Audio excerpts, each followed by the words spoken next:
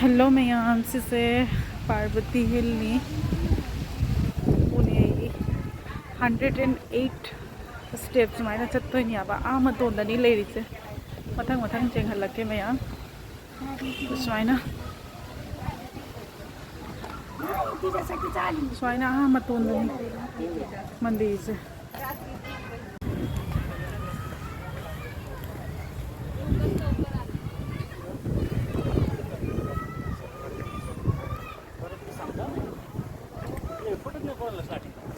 Ma'am से पुणे की ने सेकेंड लार्जेस्ट हिल नी अवांग चिलनी सिगदी लोई पुणे सिटी उब फंगनी से पार्वती हिल कौरी अमनब मंदिर ने मैम सिगा कन्ना प्रैक्टिस तौरी पुलिस चंगदब आर्मी चंगदब मैम ना लासिगा चीन लै खाइबोक्ति यौरे मैम ऐदी लोर वाव व्यू मैम से जो दो आम मतोंदा लेरे मंदिर से मैम फाइनली मफम से यौरे सिनी मैम आई आ मतोंदा यौरे हजे व्यू से अमता जेंहलके को मैम जेंगो क्या फजई जेंगो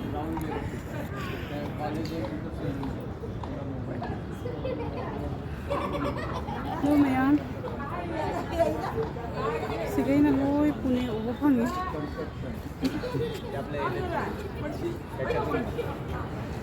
सिगैना लोई पुणे सुना टेम्पल दुनी मोर देन 3,000 years सूरबनी ने मंदिर मल्ल्याबा सिगैना महादेवना मेडिटेशन तौरी है 3,000 years पो असी मफम सिगा मैम आई वा ngang ngamdare wabano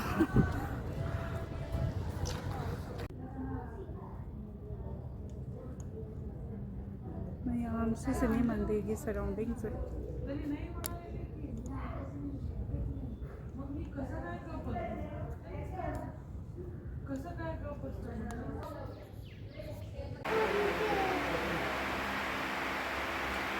hello ma'am से म्यूजियम दनी से पल्सवर डायनेस्टी मांगना रूल तौरंबगी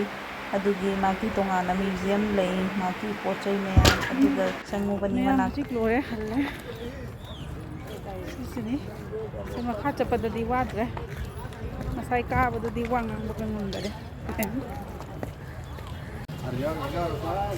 मैम से गेट ने एंट्रेंस गेट प्रोसीजन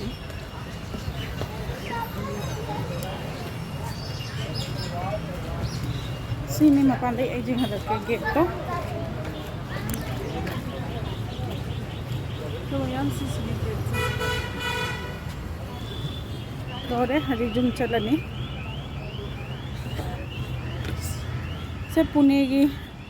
एकदम कॉर्नर में मफम नहीं से खुलक तुमायना तौरी सिगी मफम से 45 minutes 12 kilometers है मैम हजी खले मंदिर दगी हजी चलनी You are on the fastest route despite heavier than usual traffic. You should reach your destination by 90.